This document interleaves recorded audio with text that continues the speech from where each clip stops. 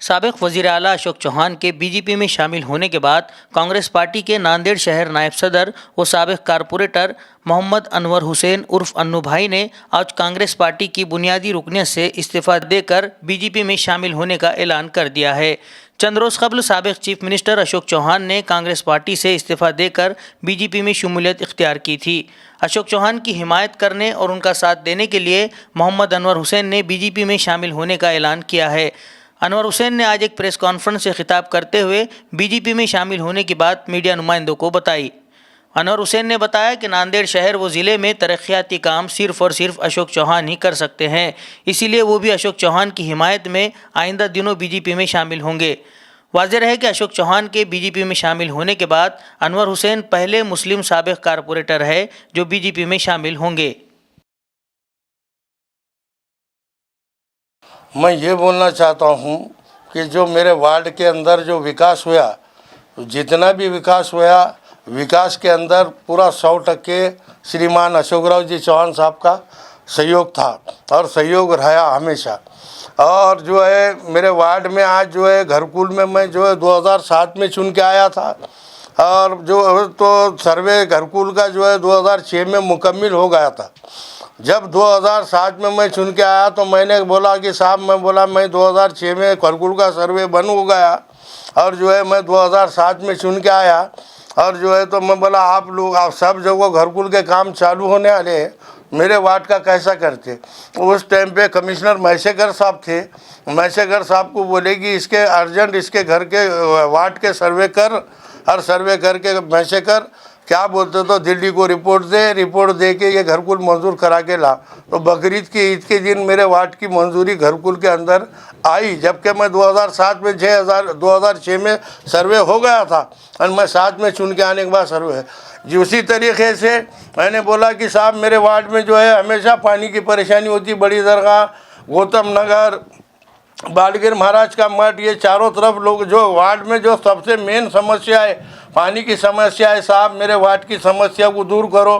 तो जिस दिन प्रकाश मुत्ता को महापौर बनाए, प्रकाश मुत्ता साहब जैसा महापौर बनते बरोबर साहब ने मेरे कहने के ऊपर प्रकाश मुत्ता साहब को जैसा सीधा वहाँ से शपथ देने के बाद प्रकाश मुत्ता साहब सीधा मेरे वार्ड में आए।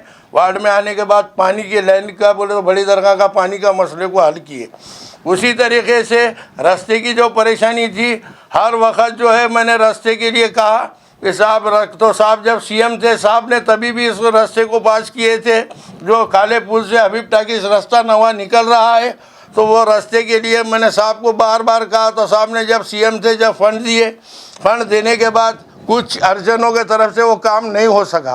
फिर बाद में जब सरकार में थे साहब बीएनसी के अंदर जब मिनिस्टर बने उस टाइम के ऊपर साहब ने फिर मंजूर किए। मंजूर करने के बाद साहब ये सरकार गिर गई। गिर जाने के बाद साहब मिनिस्टर नहीं रहे।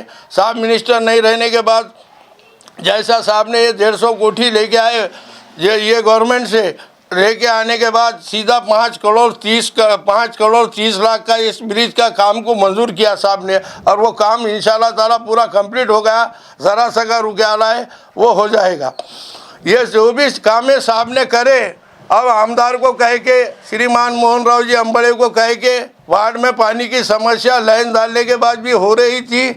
उस टाइम के ऊपर साहब ने जो है मोहन राव जी अंबड़े साहब को कहकर, अमर राजूरकर साहब ने कहकर आमदार साहब को बोले कि क्या है इनका मसले को देख लो। तो मेरे जो आमदार है दक्षिण के आमदार श्री मोहन राव जी अंबड़े साहब, उन्होंने जो है मुझे वार्ड में 6 बोर मारने लगाए, 6 बोर पानी के टाकियाँ लगा के दिए। तो मेरे वार्ड में जब कभी भी कोई भी तकलीफ़ होती है तो मैं जो है हमेशा जो है श्रीमान अशोकराव जी चौहान साहब को कहता हूँ और डायरेक्ट उनको कहता हूँ, अमर बहू को कहता हूँ, डीपी साहब को भी कहता हूँ। डीपी साहब हालांकि उत्तर के जिम्मेदार है, पर वो कोई भी मेरी बात को कट नहीं करे। आज तक भाभी को कोई भी चीज़ कहा, भाभी ने भी वो काम को अंजाम दिया।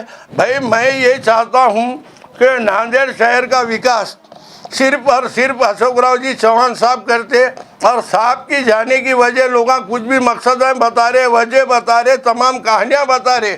मैं ये तमाम कहानियों पे क्या बोलते तो विश्वास नहीं करता हूँ ना भरोसा करता हूँ। क्योंकि साहब गए नांदेड़ के शहर के विकास के लिए, और नांदेड़ शहर के विकास के लिए साहब गए, और साहब जब गए जो निर्णय लिए वो निर्णय मुझे अच्छा दिखा कि भाई ये इंसान नांदेड़ शहर का भी विकास कर सकता, मेरे वार्ड का भी विकास कर सकता और मेरे वार्ड के लोगों का भला कर सकता। इसीलिए क्या बोलते तो मैंने कांग्रेस पार्टी के उपाध्यक्ष पद से आज सुबह को रिजाइन कर दिया हूँ।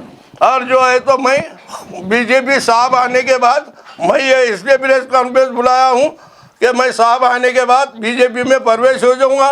मेरी बातें जो है दिलीप कनकुर्ते से भी हुई, रात को भाभी से भी हुई, अमर राजूरकर साहब से भी हुई, मोहन राव अंबड़े साहब से भी हुई, ओम सेठ से भी हुई। सभी को मैंने बता दिया कि मैं भाजपा में प्रवेश होने वाला हूँ।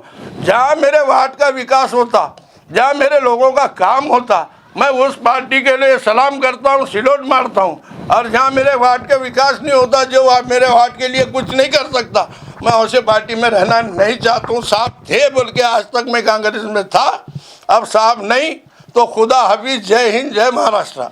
मैंने कम से कम मेरे वार्ड के अंदर 300-400 लोगों को 2 दिन के अंदर क्या बोलते तो पूछा हूँ, और मैं बोला मैं ऐसा ऐसा पार्टी में जा रहा हूँ साहब के साथ बीजेपी में। उन्होंने बोले अन्नू भाई अपने को काम होना, अपने को कोई तमाम चीज़ों से कोई चीज़ से मतलब नहीं।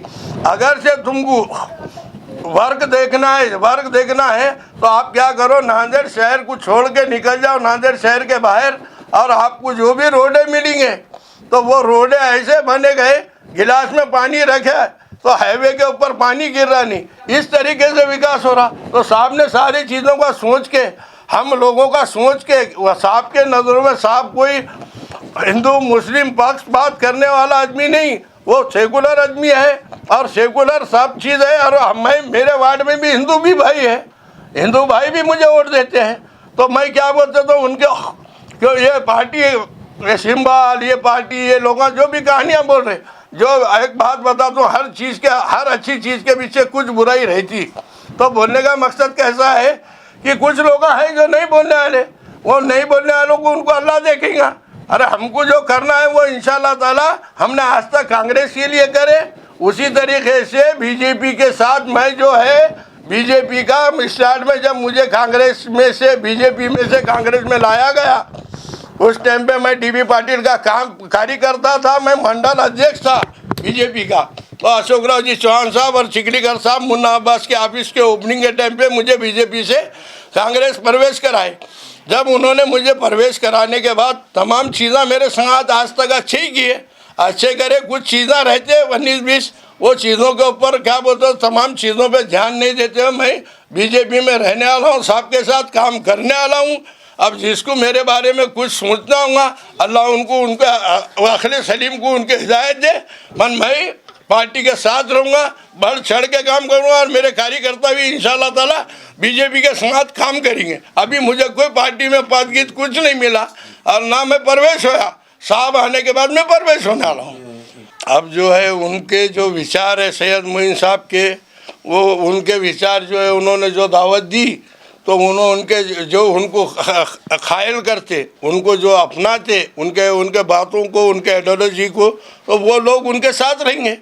और जो साहब को चाहते, पार्टी को चाहते, वो साहब के साथ रहेंगे। साहब के बिना नांदेड़ का विकास नहीं है, ये बता दे रहा हूँ। साहब है तो विकास है, नहीं तो नांदेड़ का कोई विकास नहीं है। नहीं तो खाली हमको है ना हर घरों में गिरना पड़ेगा, रोडों पे चले तो, अगर से साहब नहीं रहे तो। और साहब रहे तो सारे चीज़ें सही होंगे। एक इंसान रहता मेरे भाई, और वो इंसान जो है चल चल के थक जाता, थक जाने के बाद किसी झाड़ के नीचे क्या बोलते तो थक जाने के बाद आराम करता है, उसको नींद लग जाती है। नींद लग जाने के बाद जो है तो उन्हें उठ के जब देखता आँख से उठ के देखता तो झाड़ जल रहा है, झाड़ जल रहा है, और जल रहा है तो देखता उन्हें आँखों से कि इसके ऊपर झाड़ आखिरी फुने तक जल रहा, और इस पे चंद परिंदे हैं और वो परिंदे उड़ रहे नहीं। तो उनको ये सवाल करता, क्या सवाल करता, अरे भाई तुम्हारी जान तो बचा लो, तुम ये झाड़ के ऊपर रहेंगे तो जल जाओगे। तो उन्होंने बोलते हैं कि जिस झाड़ ने हमको आज तक बड़ा करा, जिस झाड़ ने हमको खिलाया पिलाया हर चीज़ करा, ये तमाम चीज़ करने के बाद हम ये भले ही झाड़ जल जाएगा तो हम इसके साथ जल जाएंगे, क्योंकि हमने इससे छोटे से बड़े हम इसके साथ हुए परिंदे ये कहते हैं। तो उसी तरीके से हमारे साहब ने हमारे लिए इतना सब कुछ करा, ऐसे वक्त में अगर से हम हमारे साहब को छोड़ के हट जाएंगे तो फिर हमारे को क्या बोलते हैं, तो कहीं भी कोई भी पनाह नहीं मिलने वाली है।